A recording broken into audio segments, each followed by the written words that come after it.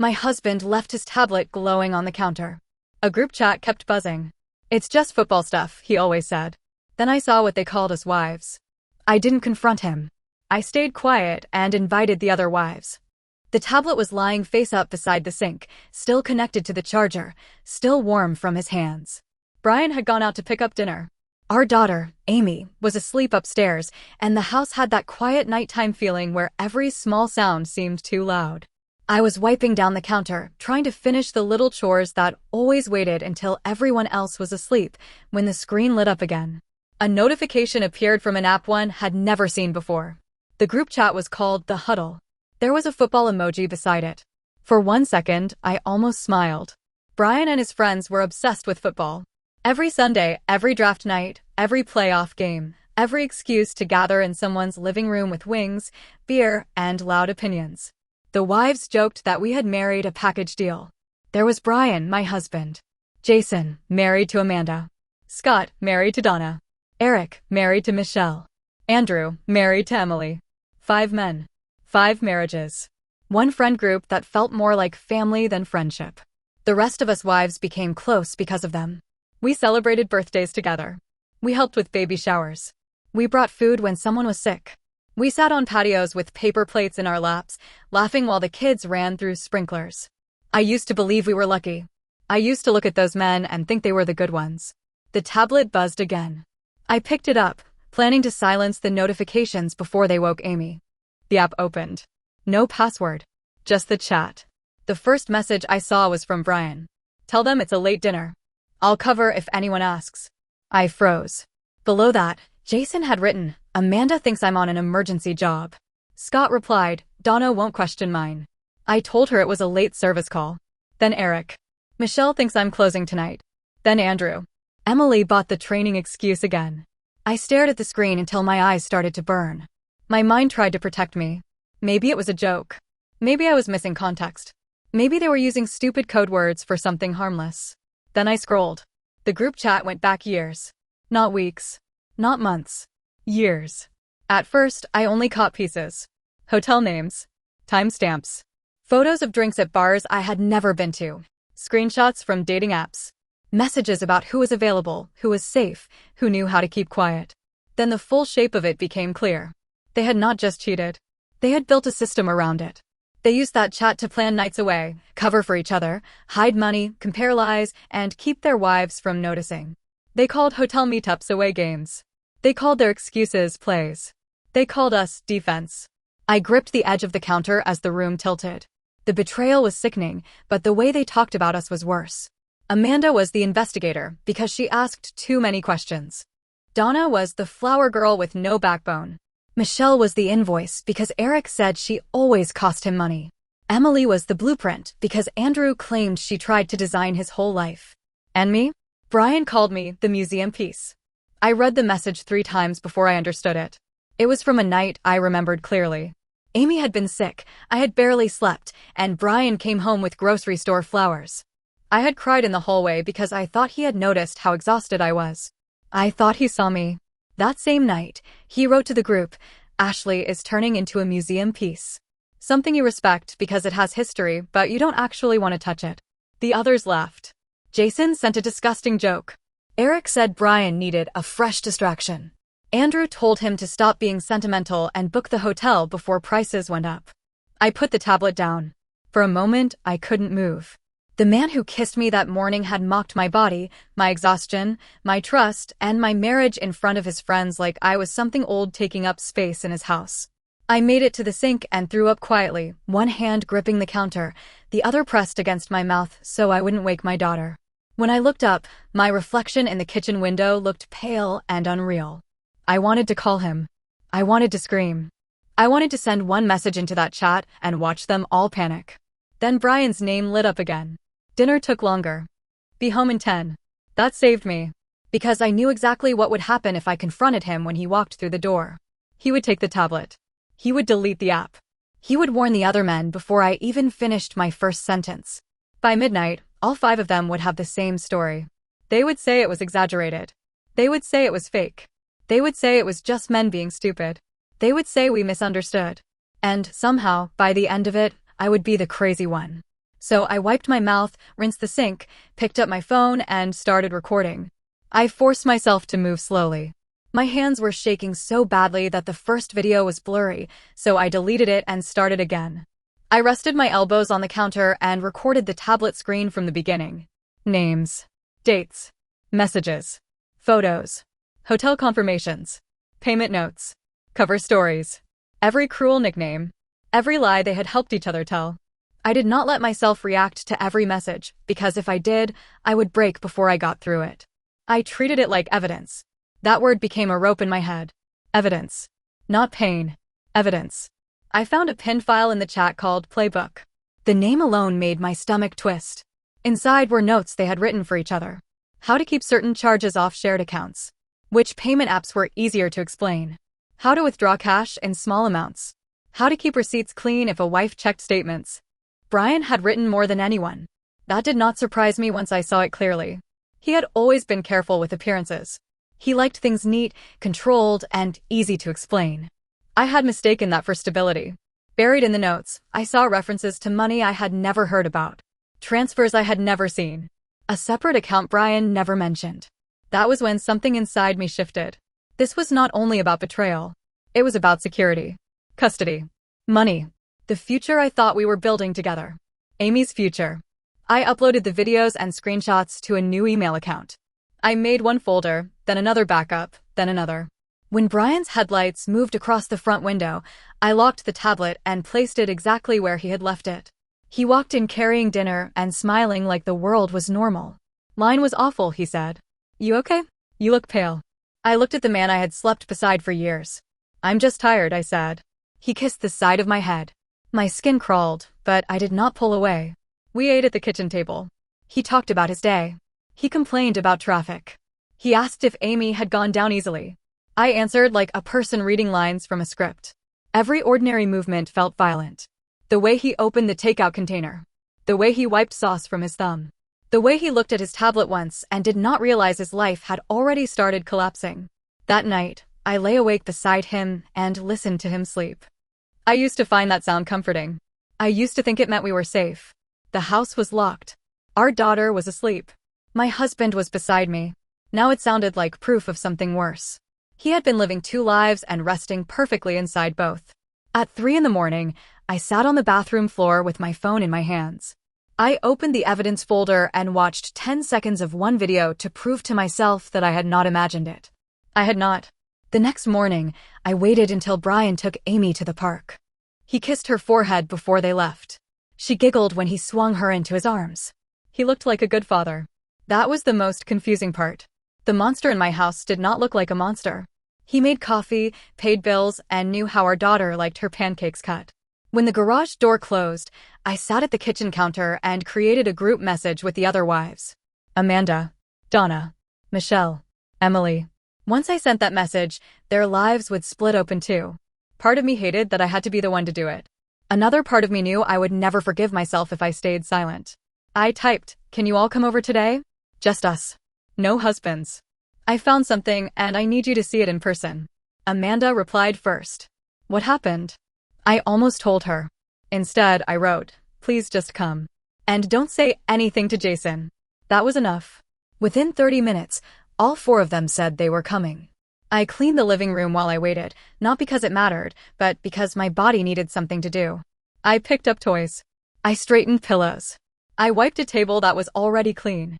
When the doorbell rang, I almost did not answer. Amanda arrived first, holding a coffee she had not opened yet, her face already tense. "What did he do?" she asked. Before I could answer, Donna pulled into the driveway. Then Michelle. Then Emily. They came in with worried faces and nervous questions. For a minute, they still looked like my friends from before. Women with errands to run, kids to pick up, meals to plan, husbands they thought they knew. I hated what I was about to do to them. I locked the front door. Michelle noticed. "Ashley," she said carefully. I turned toward them. "Put your phones on the coffee table." Amanda's eyes narrowed. "Why?"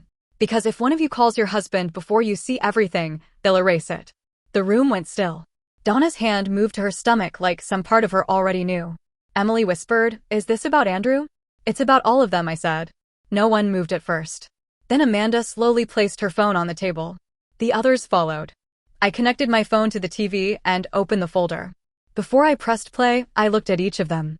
"I'm sorry," I said. "I am so sorry." Then the first video filled the screen. For the first minute, no one spoke. The messages scrolled slowly. Their husbands' names appeared one by one. Brian, Jason, Scott, Eric, Andrew. Amanda stepped closer to the screen. "Pause it," she said. I paused. She pointed at one message with Jason's name above it. Her lips parted, but no sound came out. Donna sat down hard on the couch. Michelle looked at me like she wanted me to tell her there was another explanation. Emily did not blink. I kept playing the video.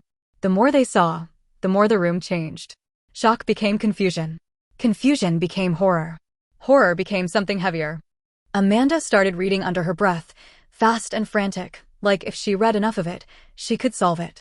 Donna cried silently. Michelle walked into the hallway, came back, then walked out again, unable to stay still. Emily asked me to pause on a message from Andrew. She read it once, sat down, and covered her mouth with both hands. The message was about a night she had stayed up worrying because he said he had training. He had been in Reno, with the others, using her trust as part of the joke. Donna suddenly stood. "I'm going home." I stepped in front of her before she reached the door. "Don't." Her face twisted. "Move, Ashley. If you go now, Scott deletes everything. Then he calls Brian. Brian calls Jason. Jason calls Eric. Eric calls Andrew. By tonight, every phone is clean." "I don't care," she said. "I need to see his face when I ask him." "I know. But you won't get the truth. You'll get a performance." That stopped her. Amanda looked at me. "How much do you have?" "Enough to ruin the lie," I said. "But not enough to protect all of us unless we move carefully." Emily finally spoke. "What else is in the folder?" I opened the financial notes. That was when the room became quiet, in a different way. Because cheating was one wound. The money was another. There were hidden payments, cash withdrawals, private accounts, and instructions for keeping spouses from noticing. Brian had moved money I thought was going toward our family. Jason had payments Amanda knew nothing about. Scott had invoices Donna had never seen. Eric was hiding cash from private events. Andrew had a separate account Emily did not recognize. Amanda wiped her face and straightened her back. "We need lawyers," she said. Michelle gave a broken little laugh. "We need matches." "No," Emily said. "We need records." I looked at them then. 5 women sitting in the wreckage of the same lie. That was the moment we stopped being only victims. We were devastated, furious, humiliated. But we were together. And together meant they could not isolate us. We spent the rest of the afternoon making a plan. No warning. No confrontation until every file was backed up, every account was documented, and every wife had legal protection. The hardest agreement was silence. For 2 weeks, we would go home and act normal. We would sleep next to them, eat with them, smile when needed, and collect what we could. When the time came, we would not ask for explanations. We would hand them consequences. The next 2 weeks were the longest days of my life. Pretending is exhausting when your body knows the truth. Every time Brian touched my hand, I had to fight the urge to pull away. Every time he asked what was wrong, I gave him a small answer that sounded believable. Headache. Tired. Long day. He accepted those answers because men like Brian believe silence means safety. The other wives and I checked in constantly, but never through our regular phones. Amanda created a shared timeline. Emily organized documents into folders. Michelle kept track of dates and locations. Donna found old receipts and bank alerts she had ignored at the time because she trusted her husband. Trust makes people overlook things that would otherwise be obvious. I found statements Brian had hidden in a folder with old tax documents. I found deposits that did not match what he told me. I found withdrawals timed around the same weekends the group chat called away games. One night, Brian came into the bedroom while I had papers spread under a blanket beside me. "What are you doing?" he asked. My heart slammed. I slid one page under a magazine and held up an old school form for Amy. "Trying to find her vaccine record," I said. He leaned against the doorway. "At midnight." "I forgot earlier." He stared at me for 1 second too long. Then he shrugged. "You always make things harder than they need to be." Before, that sentence would have made me apologize. That night, I said nothing. I waited until he went downstairs, then took photos of every document I had found. The wives and I met twice at a quiet coffee shop far enough away that none of our husbands would casually walk in. We sat in the corner with laptops open and faces empty from lack of sleep. It did not feel dramatic. It felt practical and ugly. Amanda had printed a timeline that made everyone go silent. Dates from the chat. Bank activity. Travel confirmations. Excuses each husband gave at home. When the dates lined up, the betrayal became impossible to deny. Donna touched one page with 2 fingers. This was my birthday weekend, she said. No one knew what to say. Scott had told her he was exhausted from a late call. He had come home with flowers and a drugstore card. She had felt guilty for being disappointed because he looked tired. He had been tired from lying. Emily discovered that Andrew had used a training event as cover for a trip. Michelle found messages where Eric coached the others on deleting app histories. Amanda found payments Jason had marked as supplies. We did not share every detail out loud. Some things were too degrading. Some messages were private in a way that made them feel poisonous. We gave each other enough to understand and stopped before the pain became spectacle. Our attorneys told us the same thing in different words. Preserve evidence. Do not threaten. Do not post. Do not give them a chance to coordinate. That last instruction mattered most, because the men had survived for years by operating as one unit. So we had to become one too. By the end of the second week, the plan was set. There was already a night on their calendar. Andrew was hosting what they called a poker night. The chat made it clear poker was only the cover. They had planned to drink, wait until late, and leave for a hotel after telling us they were too tired to drive home.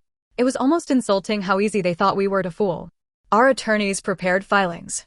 Emergency requests were made to preserve marital assets. We arranged for communication to go through lawyers once the papers were served. We did not touch anything we were not legally allowed to touch. We did not empty accounts. We did not destroy property. We simply stopped giving them the advantage of surprise. On the afternoon of the confrontation, I packed a small overnight bag for Amy and took her to my sister's house. She hugged my neck and asked if Daddy was coming later. I almost broke then. Not tonight, sweetheart, I said. Is he busy? I swallowed the truth until it became a stone in my throat. Yes, I said. He's busy. She ran inside with her stuffed rabbit under one arm, completely unaware that childhood can change shape while you are still too young to understand why. When I got back home, Brian was getting dressed. Poker night, he said, buttoning his shirt. Don't wait up. I looked at him in the mirror. For 1 second, I saw the man I married. Or maybe I saw the man I invented because I needed him to be real. Have fun, I said. He smiled. I always do. Andrew's house was lit up when we arrived. Not bright. Not welcoming. Just enough light coming through the windows to show movement inside. Shadows crossing the den. Men laughing. Glasses clinking. The 5 of us stood near the driveway for a moment before going in. Amanda held the folders. Donna held her arms tight across her chest. Michelle looked like she might either cry or tear the door off its hinges.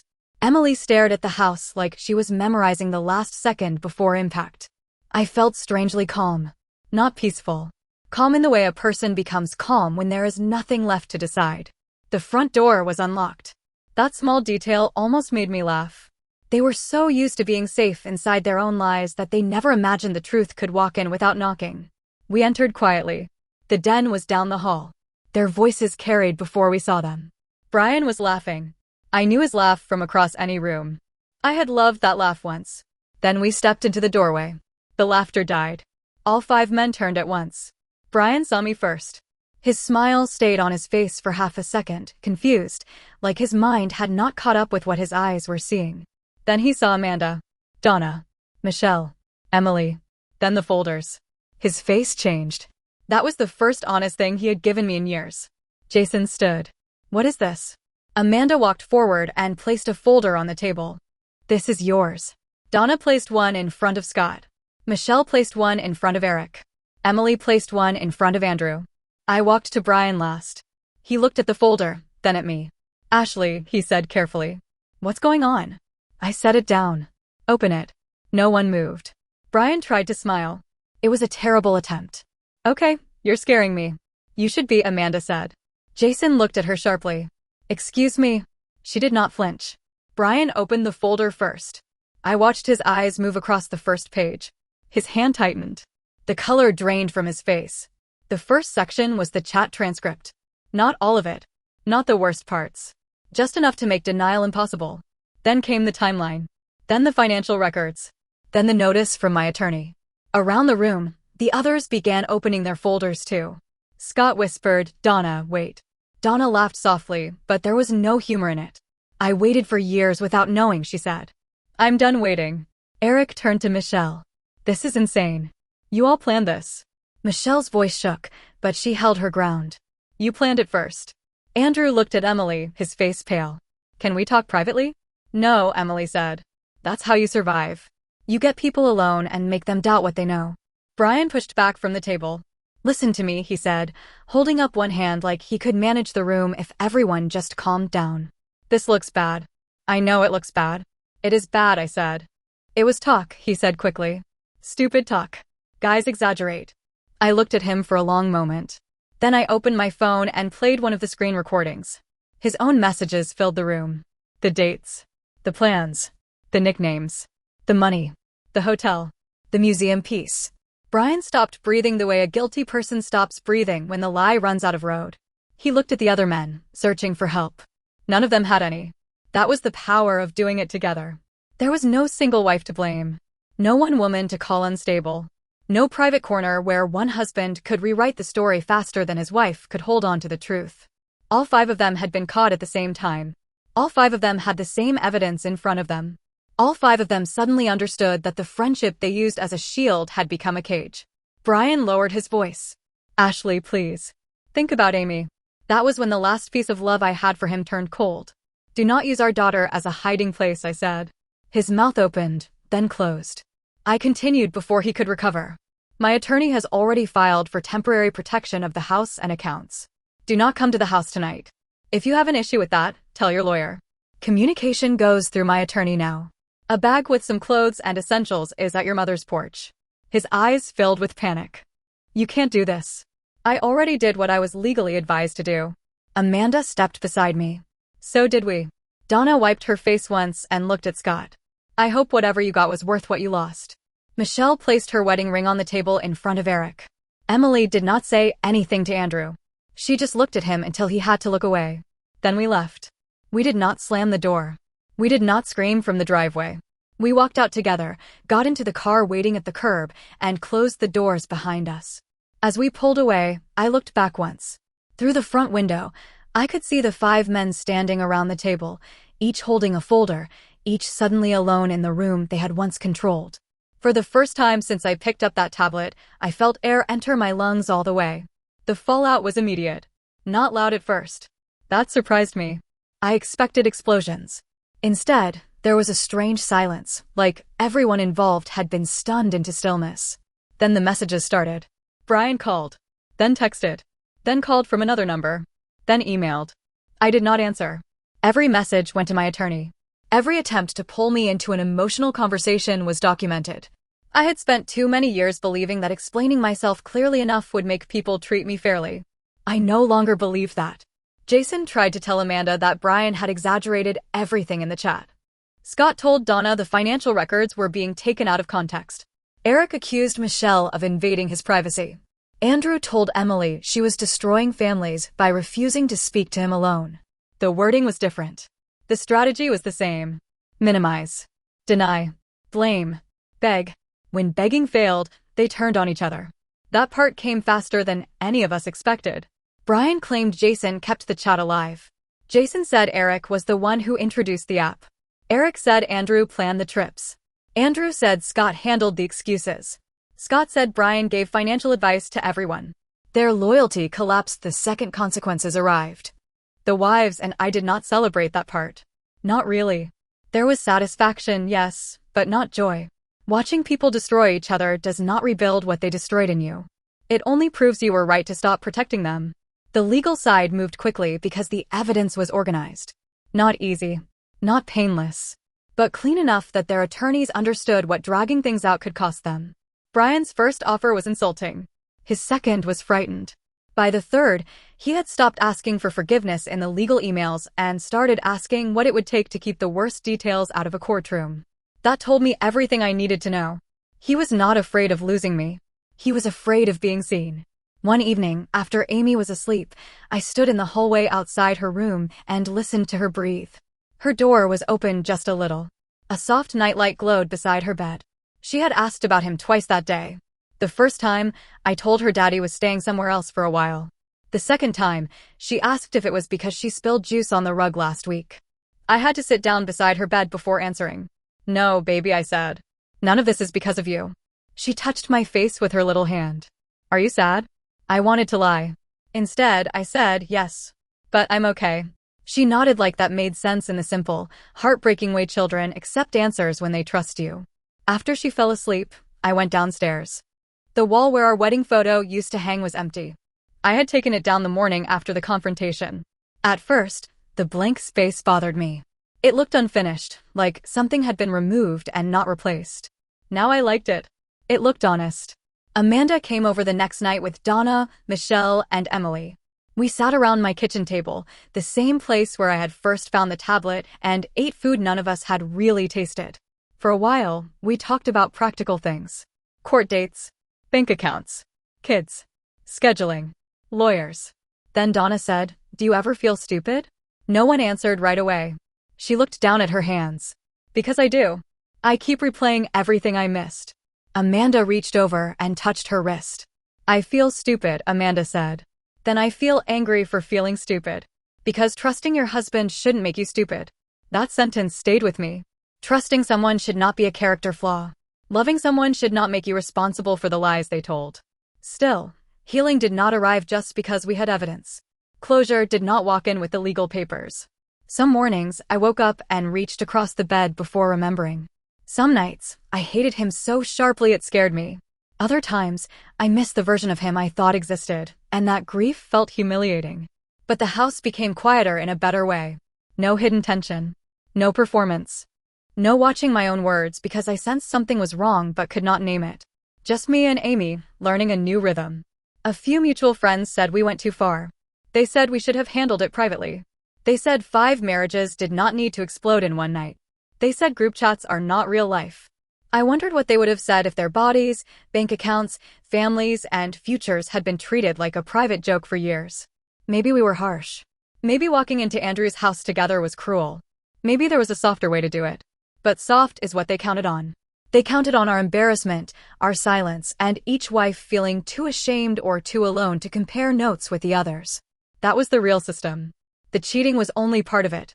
The silence was the structure that kept it standing. So I do not regret telling the other wives. I do not regret waiting until we were protected. I do not regret refusing to give Brian one more private room where he could turn my pain into his performance. Last week, I found the tablet again in the back of the kitchen drawer, where I had hidden it after saving everything. The battery was dead. The screen was black. For a moment, I just held it, remembering how something so small had opened a door I could never close again. Then I put it in a drawer with the legal files. Not because I need to keep staring at it. Because one day, when I doubt myself, I want proof that I did not imagine the darkness. Brian still wants to talk. He says he misses his family. He says he made mistakes. He says I am punishing him too much. Maybe that is what he believes. But I think losing a lie always feels like punishment to the person who benefited from it. As for me, I am not healed yet. I am not triumphant. I am not some calm, glowing woman who walked through betrayal and came out untouched. I am tired. I am grieving. I am rebuilding. But tonight, Amy is asleep upstairs. The house is locked. My phone is silent. The empty space on the wall no longer scares me. And tomorrow, the other wives and I are having dinner together. Not to celebrate divorce. Not to celebrate revenge. To celebrate the fact that when the truth finally appeared, none of us had to face it alone. So I still wonder sometimes if we destroyed too much in one night. Or if the truth only looks destructive when it finally reaches the people who thought they could keep it hidden forever.